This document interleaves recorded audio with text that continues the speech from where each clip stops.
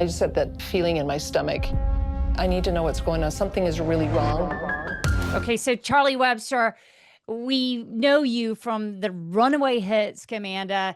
I mean, it as a creator, what an incredible show! And now you're bringing us another insane story, The Unicorn Girl. It is so nice to meet you, and please tell me about our girl Candace, because I am already obsessed. When I did Scamanda, I was like, okay, like I really listened to kind of all the feedback and just hearing everybody talk about it. And then I've spent since I made that, the last few years, investigating Candace, to be able to bring that to light. And wow, our girl Candace. So Unicorn Girl, you'll find out a little bit more why, but she's Unicorn Girl in kind of looks because she wore this like unicorn head that you get on fancy dress. I saw that and I was like, "Oh, she what?" Oh yeah. I sort of love it. Like, I mean, how can you not love her?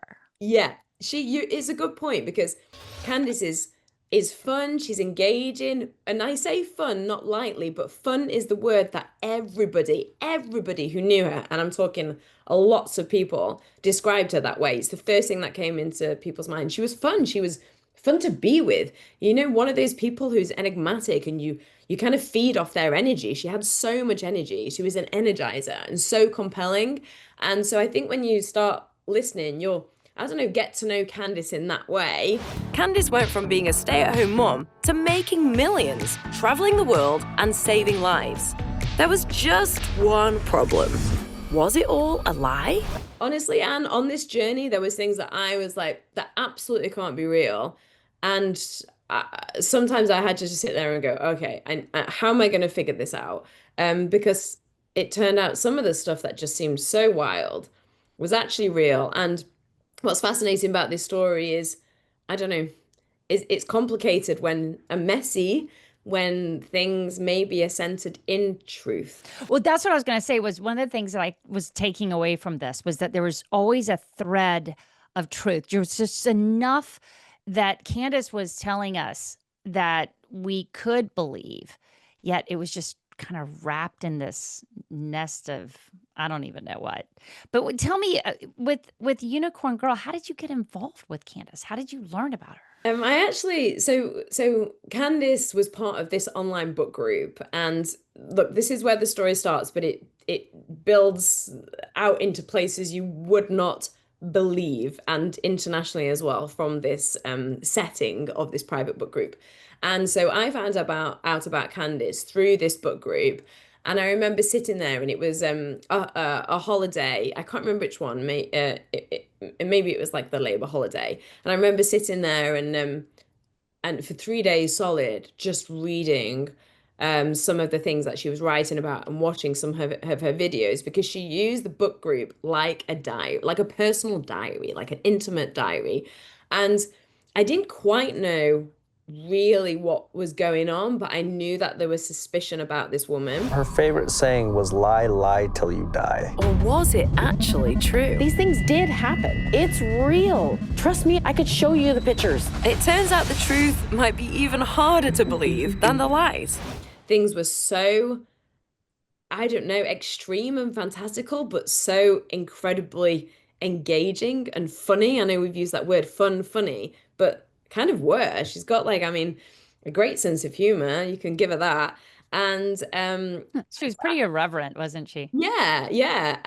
And bold as well, not afraid. You know, she was very sexual, not afraid to say things. And I think just, you know, people just kind of leaned into her because she maybe gave them, I don't know, she gave them permission to speak out, to be sexual, to be themselves.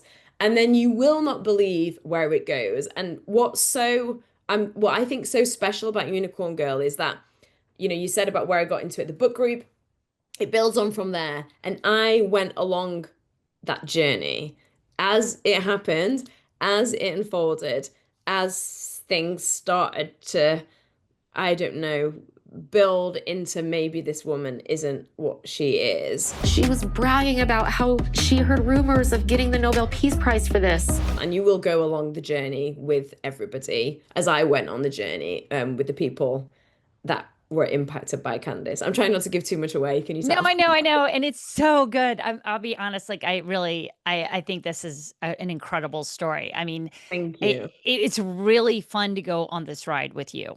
To be frank, because you cannot believe, and she's somebody you can relate to, right? Like Yeah. this isn't just some character out of the woods here. This is someone who has universal qualities that we kind of all identify with, maybe, or would like to be friends with.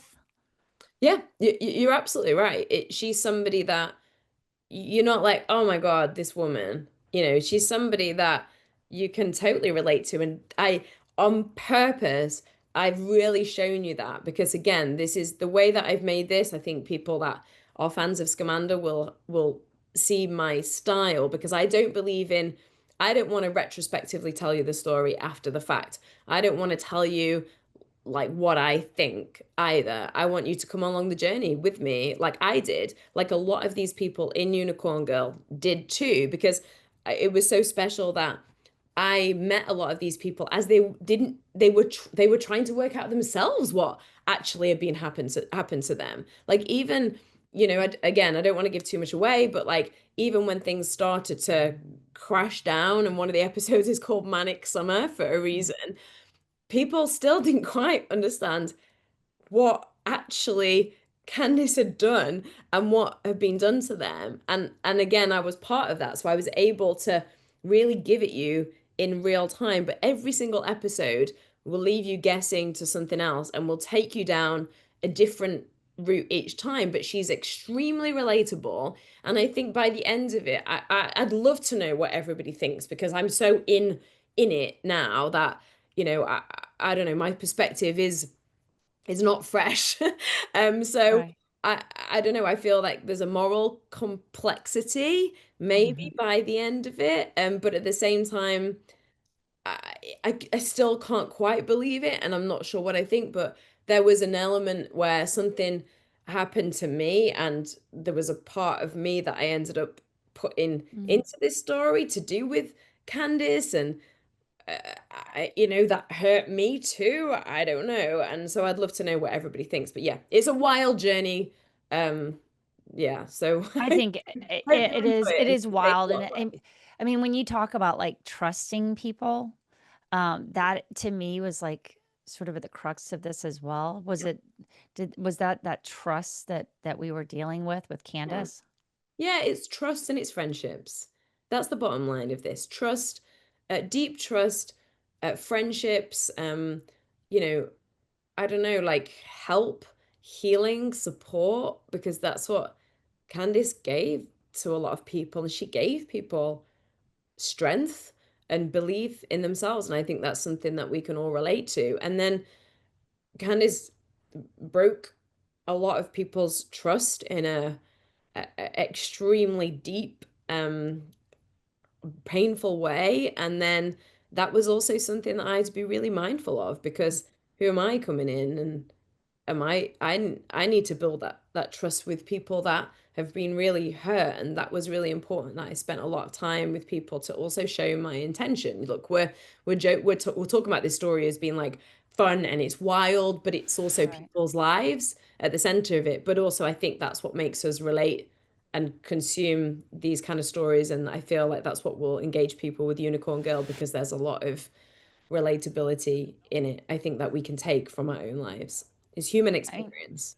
Charlie, I mean, just to get so wrapped up in Candace's story, in order to tell it, like one thing that I found was that the social media that you were able to use, Mm. and that, and to talk about the social media that she used to relate to people, she was a master at it. Mm. Yeah, Candice was an absolute master, and social media does come into this in a big way. There's like lots of different groups of people that Candice really pulled into, but she kept a lot of the groups separate, which is definitely like an abuse tactic, to Right. isolate and to make sure people don't talk to certain people. Um, but the way that Candice used her social media, because again, there's this question of like, and it's so relatable because we see it all the time now in the world that we live in. Like if you're doing something good and what's your intention? I don't know. And especially if our life is all about posting, are we living it? I don't know. And Candice really brings a lot of that out. And a lot of the social media that I've used, you can find some of Candice's social media. It's not I taken down. found her Yeah. Instagram. I Yeah. have to admit, like, as soon as I started looking at this, I was like, I want to see if she's still there. She's still up. She's still up because, again, I don't want to give it away, but there wasn't an opportunity, let me say, for Candice to be able to take it down. So her social media is still up. But some of the social media that's in Unicorn Girl is you won't be able to see anywhere because it's private, and it was part of this private book group that Candice was part of, which is where she was even more overtly detailed in everything that she was doing. And also by putting everything out there is also how people started to maybe connect some dots. Man, I am so in it with you. Good, thank Just you. That's good to hear. That's good. it really was. I was like, dang, this is really, really good. And I think people are gonna freak out because I mean, the mom angle, the wife angle, the kids angle, just how, it really was hitting people at some of their most vulnerable moments. Yeah, Um, and I think that's the key in this as well. You've just hit the nail on the head. Is like just as you go along, think about what these people were maybe going through in the moments that they met Candice. There is divorce, wife, like husband. Um, Candice's ex-husband is also in the podcast, and I'm so grateful for him to be able to share his voice so I could really tell this story as like a 360 whole, and we can get all perspectives. But which is also so important, right? Two sides of a story. absolutely, there's the theme of friendship, motherhood. I think it's really got everything, and I don't know how we see ourselves, like, and the place we want to have in the world. And it's empowering. I think there's certain moments that I think really are very emotional, but by the end, I think it's a really powerful, empowering story of people coming together to stop somebody. Trying to run multiple companies, save the world, and be a killer rock star mom in really high heels. The Unicorn Girl. Yeah. Thank you so much for talking to me about it today. I hope everybody listens to this. It's got a lot of really great messages in it. But also I just really enjoyed the story. I mean, it's a tale to tell, and it sounds like you lived it. Yeah, I So very much did live it. And thank you so much because, like, hearing your opinion and what you think also is just great because it kind of is like a fast-paced, takes you on a ride, but like you said, has all the emotions. It will take you through all the emotions and make you laugh sometimes at the same time. So yeah, thank you. yeah, thank you. Thanks for talking to us about it today, and I can't wait for everybody to hear it.